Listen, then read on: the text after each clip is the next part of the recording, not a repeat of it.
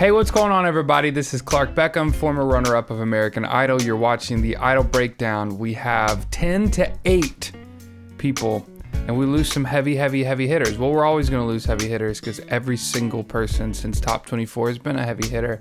So the hits just keep coming. But let's get started with John. Let's give them something to talk about.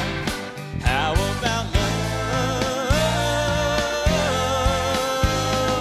This performance, his country swag, and it's not even country specific swag, it's just his general swag.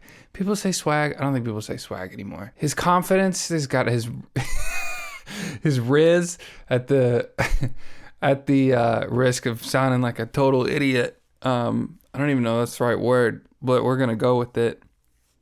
Whatever John gives us that elicits random slang words from our culture is apparent, and it doesn't go away no matter what. Vocally, I actually thought if there was a performance that was one of his weaker ones, it would be this one. It felt like the song was too low for me, and it felt just a little disconnected. But then he's walking around, and he's smiling, and he's singing, and when he's like, I say just touching hands, it sounds weird, but when he's touching hands of the audience members, he just seems like a pro, unlike anybody else, and that stays the same with John. Colby.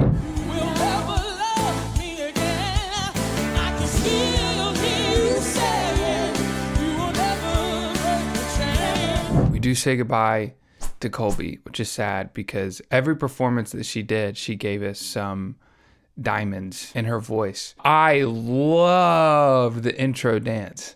Like that, not even like an intro dance, but when the song came on and she was just kind of like vibing a little bit and had her hat on, and like the stare that she had, the kind of like, you know what you did, that stare through the whole song was sweet. I loved the song choice.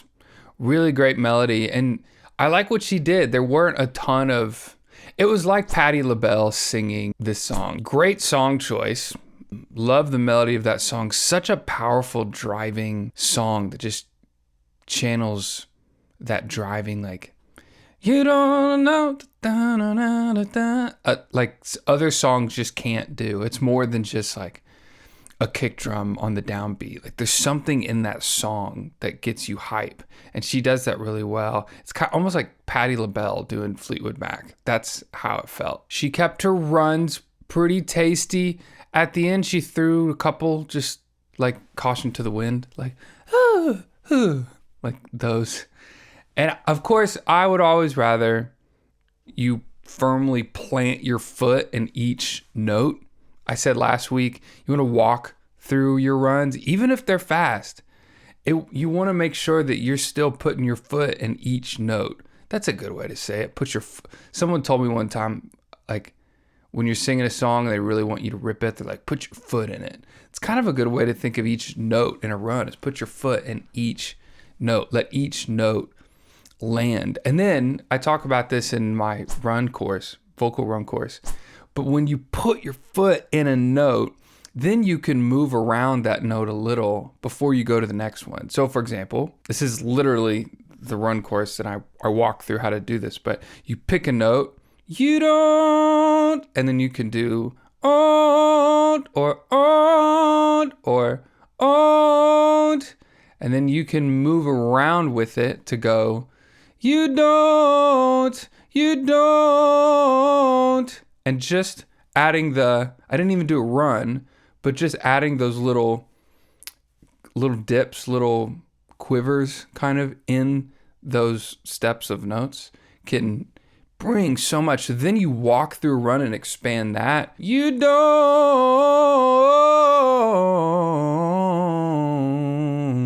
You can add all this color and stuff instead of you don't, which has its place. But I like the colory stuff. If you want to learn how to run like that, which is not typical, especially today, everyone else is just trying to do literally that pentatonic octave run. Hey, that run, which is great. I can show you how to do that too. But if you want to learn, hey, stuff like that. That's what I made the vocal run course for.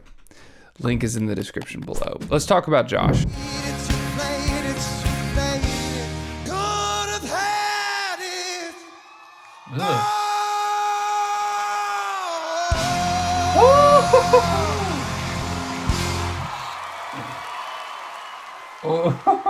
Man, this was awesome. He texted me, he's like, hey, I can't remember if I texted him. It was just like, hey, proud of you, you're great. And he told me, he's like, hey, I'm gonna do Rolling in the Deep. I was like, dope. Have you thought about, it felt so dumb. I was like, have you thought about this chord? I love doing that song and it can really add a lot. And he was like, actually, I have this arrangement set up. And then he like showed me the arrangement. I was like, got it. Yeah. Forget. I said, I'll just leave. Don't. Yeah. Do that. Because this arrangement was so perfect. It was so eventful and such a show. Can we talk about how Josh was voted out of the top 10 like 2 or 3 weeks ago? And he's now in the top 8. He wasn't even in the top 10. He was in the bottom 4 of the 14. And usually America just doubles down on that decision, but not with Josh. He has continued to make it through. And I mean, I feel like it's a combination of all the things that one should present as a contestant, which is emotional connection and emotion and personality, which check. And the goods, like musically, what can you do? And he's shown it to us. See how great he is on piano? See why I was like, get on piano, please play piano. Nobody can do that. I can't do whatever he just did. And then he takes the harmonica and he's running around. It was just great. Great arrangement, packed full, but never felt rushed or too much. Big fan of that. Brianna.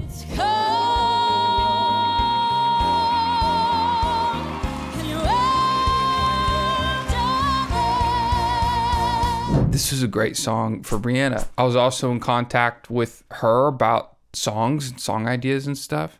She said this one, and I was like, yeah, it's kind of a bop, you know? It's kind of like, if you're gonna let me down easy, da, ba, da. And I was like, it's kind of hard to be like a good singer song for Idol. And just on the surface, without her singing it or anything, I was like, I don't know. And then she sang it, and I was like, wow. She just has a way to make songs that you would not think would be good songs good. And I mean good songs to sing on American Idol. Which is really special. I kind of hinted to that last week, where almost every song she chooses is a good song because she sings all songs really well. It's kind of what we got again. She really got that key change note this time. Her face when that key changed, she was like, I'm going to get right on top of this mother cussing note. This is not going to go flat this time. The judges are not. She was like, here, and then bing, big smile, like all the things they tell you to do when you have a high note that you're supposed to hit and you're supposed to be like up on top. It was just so funny knowing that and then watching her just snap right into that and nail the note. And she did nail the note. Also smiling like a pro, just very, very much looked like a pro this episode, more than maybe any other. Kanan.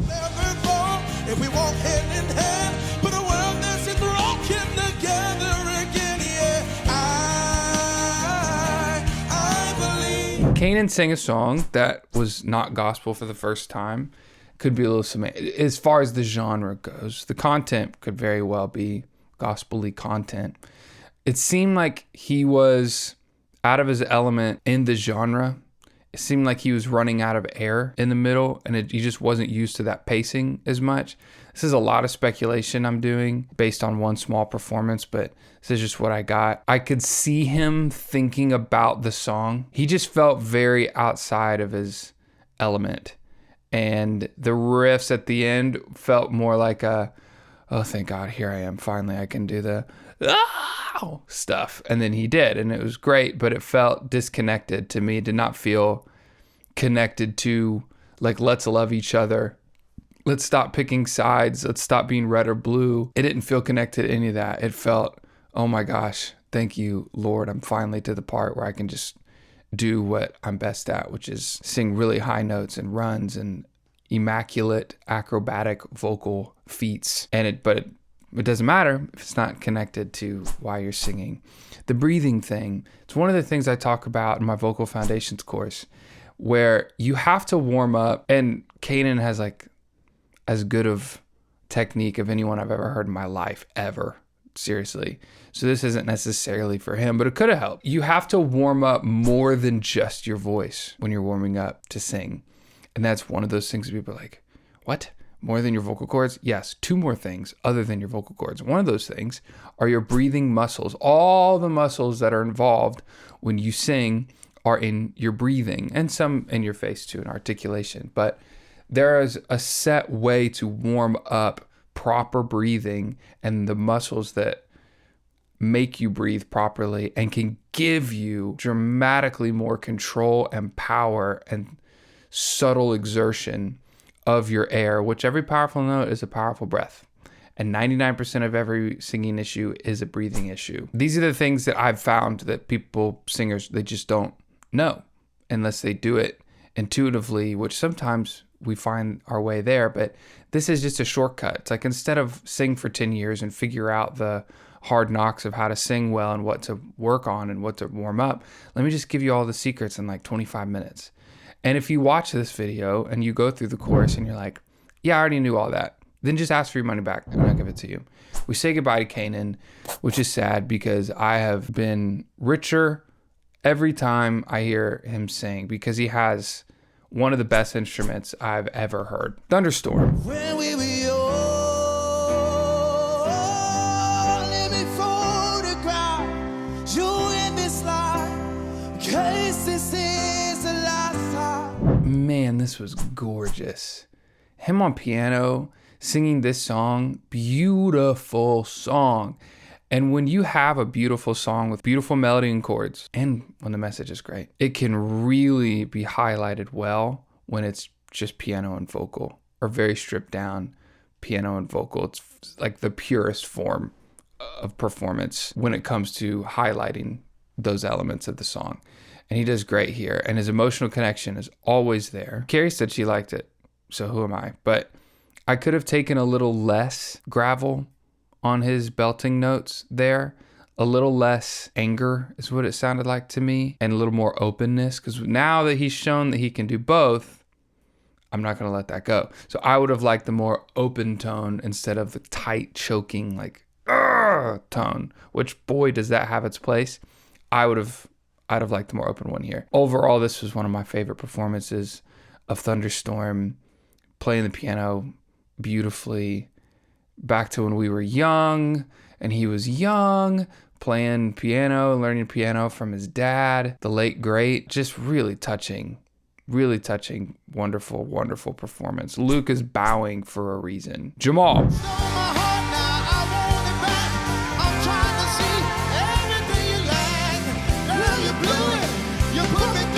Jamal forgot the words, and he really showed us, okay, this is how you forget the words. If you forget the words, you just hit something, you sing something, and here comes a run, and get back on track. From there, I was kind of nervous the whole time because I felt, whether it was true or not, like he was on the brink of forgetting more. So I was just kind of scared, and it didn't allow me to relax into the performance like I usually do when Jamal sings, which is a shame because the song choice was brilliant, I thought. And he did it really well. And I feel like I have to watch it again, knowing that he didn't mess up again. It's hard, dude. When you have to learn new songs in that short amount of time and with that high of stakes. Dude, I didn't learn a single song when I was on Idol. When I auditioned for Idol, I was the very first audition on the first day of the first city. So I had a long time until Hollywood Week. So I had a ton of time to prepare. And a producer said, hey, you need to learn as many songs as you possibly can. And so I was like, all right, cool. And I went to every theme that they had on Idol in the past. And I learned like 5 songs for every single theme with my own arrangements and stuff like that. So because I had like 6 months before I was on Hollywood Week. So by the time I got to top 36, top 24, even in Hollywood Week, I didn't have to learn a song ever. The last song, the coronation song that they write for you, obviously I had to learn that. But the idea of learning, because a lot of contestants do that, and it seems like Jamal did it here, learning brand new songs just terrifies me for Idol. I don't even do that for my own shows. Like if I have a show a week away, maybe a week away, if I have a show like 3 or 4 days, I need to add that song. If I don't know it, I'm like, nope, not adding a new song and forgetting words. And so that's really scary. But he pulls it off and he does great. I love like the cowboy hat thing.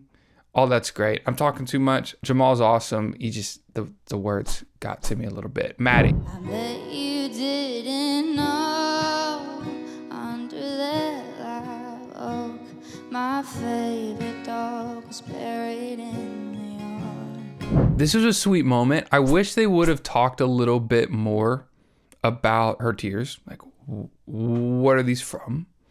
Did you have a home that you're thinking of? I thought maybe there's a chance that she got emotional because she messed up the chords and she thought it was a big deal and it wasn't at all. I bet most of you, when I just said that was the first time that you even knew that she messed up the chords, because they kind of worked. It's like with everyone else playing the right chord and her playing a different chord, those notes of her chord worked within the correct notes of the chord everyone else was playing. So it wasn't a big deal. You could just tell because her face kind of screwed up and was like, oops, I messed up, which you never want. Easier said than done. But it was very emotional at the end, and I would have loved to know why and go deeper there, see if there's anything there that was special. The verse was a little mumbly right at the top, very top of the song. It's like, come on, articulate a little more. Let us really know what these words are. And then the chorus really sang. She sounded great in the chorus, like, this is the song you grew up playing and loving and listening to and singing in your room, and gave that to us. For people who want to learn piano, I've talked about my music theory courses and they sound like fancy, but Music Theory 1 is for the person who's never touched a piano in their entire life. And maybe you're young and you're like Maddie and you're like, or Thunderstorm, like, I just want to play this song. I just want to learn how to play so I can sing by myself in my room. I just want to get started. That is what Music Theory 1 is for. It's piano based and it's showing you what the piano is, what all these white and black notes are, and what a chord is. And it'll get you to the point where you can play chords and sing for yourself. And then of course, we continue on to extended chords in Music Theory 2, like major 9, 11, 13, stuff like that. And then passing chords, which is saucy stuff. And then substitution chords, which is more sauce. You can just keep going from there. And maybe you're already there. Maybe you're like, I just want the sauce. Great, I've got the sauce for you. But if you're just like Maddie or a young Thunderstorm who just wants to learn how to play the basics of piano, that is what this course is for. And like all my courses, if you get into it and you're like, nope, this isn't for me, I'll give you your money back. No questions asked. Gabby.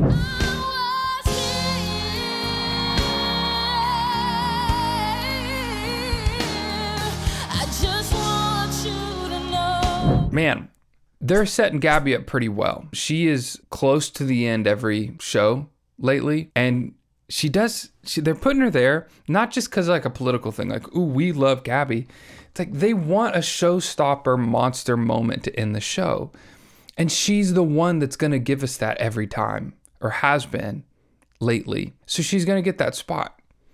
Because like, they're not necessarily looking for a contestant to put there. They're looking for the song, for the moment that they want there. And she's just the one delivering it to us every time. Great Maserati voice. She's got the best voice in the show by far right now. In this top 8, no questions asked, she has the best singing instrument and she's delivering it really well. I think we're falling in love with her. We're seeing more and more of her emotion and her personality. And I am team Gabby, which is not necessarily great for her because most of the people I love like crazy go home soon. So hopefully that's not the case. I want to reveal my top 10 to you, or my top 8 rather, but that is for Friday's show. So you'll have to wait then. One last thing, they announced that they're doing American Idol auditions and that they're open again. And they have this big promotional thing about, oh, this will change my life. And most of the time, promotions, like where they get the contestants to say these things, it's like, yeah, okay. Oh, it changed my life forever. You should do it. For me, someone who's absolutely not getting paid by them to say this, someone who's not connected to American Idol at all, someone who has openly criticized American Idol on this show, from me to you, from the deepest part of my heart, American Idol absolutely changed my whole life. I am 10 years removed from being runner-up on the least watched season of all time.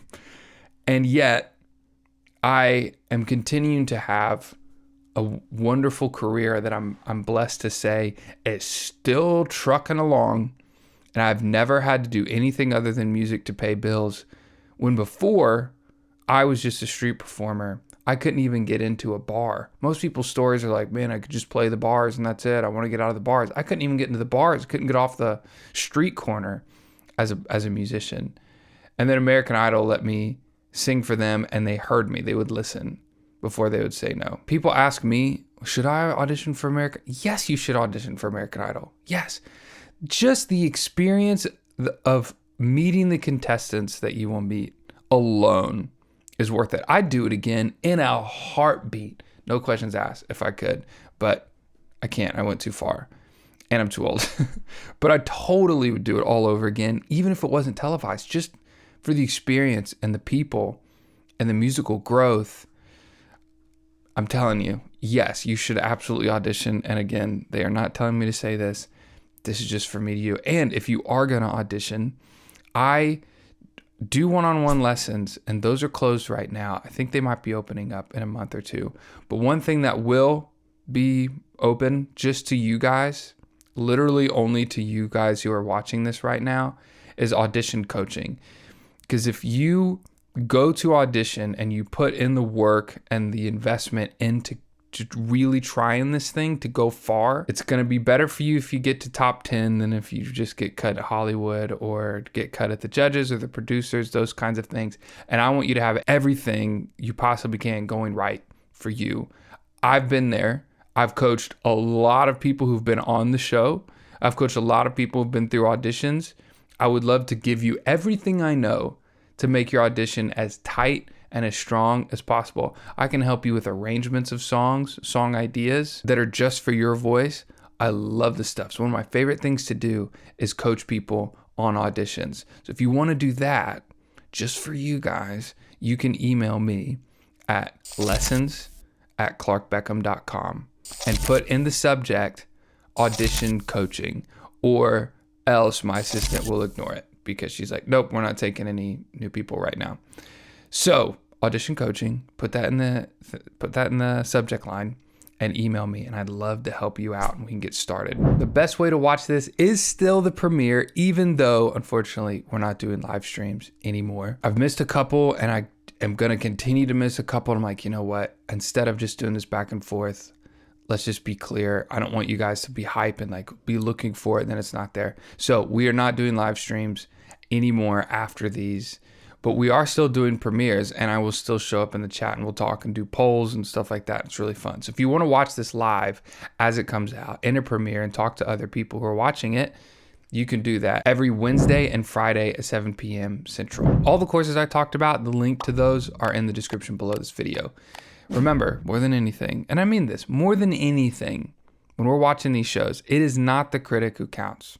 The credit belongs to the one who is actually in the arena, who at best knows in the end the triumph of high achievement, and who at worst fails while daring greatly. I'll see you guys soon.